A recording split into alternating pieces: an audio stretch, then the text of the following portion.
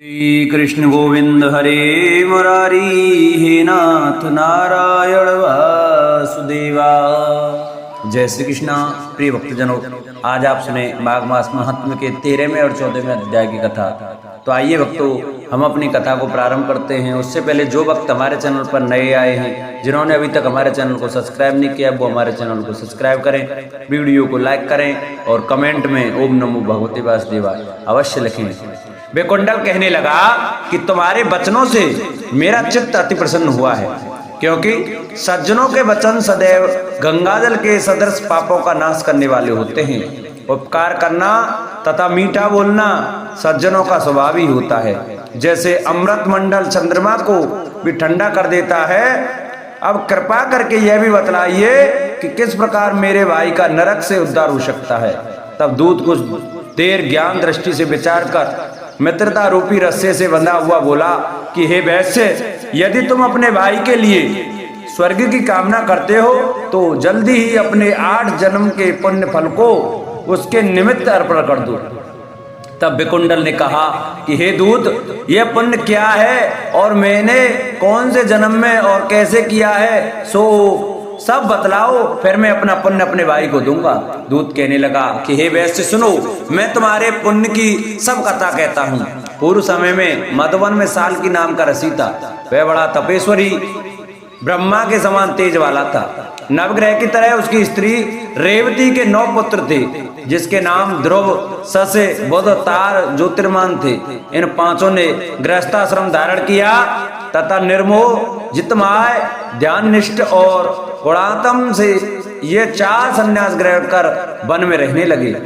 ये शिखा सूत्र से रहित पत्थर और सोने को समान समझते थे। जो कोई अच्छा या बुरा उनको अन्न देता वही खा लेते, और कोई कैसा भी कपड़ा देता उसको ही पहन लेते। सदैव ब्रह्म के ही ध्यान में लगे रहते। इन चारों ने व्रत, शील, नृत्य और आहार सबको जीत लिया। बस चर को विष्णु रूप समझते हुए मौन धारण करके संसार में विचरते थे। ये चारों महात्मा तुम्हारे घर आए, तब तुमने मध्याह्न के समय भूखे प्यासे इनको आंगन में देखा तो तुमने गदगद कंठ से आंखों में आंसू भरकर इनको नमस्कार करके इनका बड़ा आदर सत्कार किया। इनके चरणों को धोकर बड़े प्रेम से तुम इनसे कहने लगे कि आज मेरे अभाग्य हैं, आज मेरा जन्म सफल हुआ, मुझ पर भगवान प्रसन्न हुए हैं, मैं सनाथ हुआ। मेरे माता पिता, पत्नी, पुत्र, गौ आदि सभी धन्य हैं, जो आज मैंने हरि के सदृश आपके दर्शन किए। सो हे वैश्य, इस प्रकार तुमने श्रद्धा से उनका पूजन किया और चरण धोकर जल को मस्तक से लगाया, फिर विधि पूर्वक उनका पूजन किया। तुमने इन सन्यासियों का भोजन कराया। इन सन्यासियों ने भोजन करके रात को तुम्हारे घर में विश्राम किया और ब्रह्म के ध्यान में लीन हो गए। इन सन्यासियों के सत्कार से जो पुण्य तुमको मिला सो मैं कहने में असमर्थ हूँ, क्योंकि सब भूतों के प्राणी श्रेष्ठ हैं। प्राणियों में बुद्धि वाले, बुद्धि वालों में मनुष्य, मनुष्यों में ब्राह्मण, विद्वानों में पुण्यात्मा और पुण्यात्मा में ब्रह्म ज्ञानी सर्वश्रेष्ठ है। ऐसी ही संगति से बड़े बड़े पाप नष्ट हो जाते हैं। यह पुण्य तुमने अपने पहले 8वें जन्म में किया था। सो यदि तुम अपने भाई को नरक से मुक्त कराना चाहते हो तो यह पुण्य दे दो। सो दूत के ऐसे वाक्य सुनकर उसने प्रसन्नचित्त से अपना पुण्य अपने भाई कुंडल को दे दिया और वह नरक से मुक्त हो गया और दोनों भाई देवताओं से पूजित किए गए। तब दूत अपने स्थान को चला गया। इस प्रकार वैश्य के पुत्र विकुंडल ने अपना पुण्य देकर अपने भाई को नरक की यातना से छुड़वाया। सो हे राजन, जो कोई इतिहास को पढ़ता या सुनाता है वह हर रोज 1000 गोदान का फल प्राप्त करता है। कार्तवीर जी बोले कि हे विप्रश्रेष्ठ, किस प्रकार एक वैश्य माघ स्नान के पुण्य से पापों से मुक्त होकर दूसरे के साथ स्वर्ग को गया, सो मुझसे कहिए। तब दत्तात्रेय जी कहने लगे कि जल स्वभाव से ही उज्जवल, निर्मल, शुद्ध, मलनाशक और पापों को धोने वाला है, जब सब प्राणियों को पोषण करने वाला है, ऐसा वेदों ने कहा है।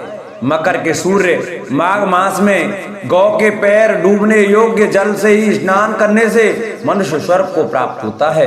यदि सारा मास स्नान करने से अशक्त हो तो 3 दिन ही स्नान करने से पापों का नाश होता है। जो व्यक्ति थोड़ा ही दान करे वह भी धनी और दीर्घायु होता है। 5 दिन स्नान करने से चंद्रमा के सदृश शोभायान होता है। इसलिए अपना शुभ चाहने वालों को माघ से बाहर स्नान करना चाहिए। अब माघ में स्नान करने वालों के नियम कहता हूँ। अधिक भोजन का उपयोग नहीं करना चाहिए, भूमि पर सोना चाहिए, भगवान की त्रिकाल पूजा करनी चाहिए, ईंधन वस्त्र कंबल जूता कुमकुम घृत तेल कपास रुई वस्त्र तथा अन्न का दान करना चाहिए। दूसरे की अग्नि पर न तपें, ब्राह्मणों को भोजन कराएं और उनको दक्षिणा दें तथा एकादशी के नियम से माघ स्नान का उद्यापन करें। भगवान से प्रार्थना करें कि हे देव, इस स्नान का मुझको यथोफल दीजिए, यथोक्त फल दीजिए। मौन रहकर मंत्र का उच्चारण करें, फिर भगवान का स्मरण करें। जो मनुष्य श्री गंगा जी में माघ मास में स्नान करते हैं वे 4000 युग तक स्वर्ग से नहीं गिरते। जो कोई माघ मास में गंगा और यमुना का स्नान करता है वह प्रतिदिन 1000 कपिला गौ के दान के बराबर फल प्राप्त करता है। बोलो विष्णु भगवान की जय, बोलो माघ मास महात्म्य की जय। जिन भक्तों को हमारी माघ मास महात्म्य की यह कथा अच्छी लगी हो वो हमारी वीडियो को ज़्यादा से ज़्यादा शेयर करें, जिससे और भी भक्त हमारी इस कथा को श्रवण कर सकें। जिन्होंने अभी तक हमारे चैनल को सब्सक्राइब नहीं किया है वो चैनल को सब्सक्राइब करें, वीडियो को लाइक करें और कमेंट में ओम नमो भगवते वासुदेवाय, ओम लक्ष्मी नारायण नमः अवश्य लिखें।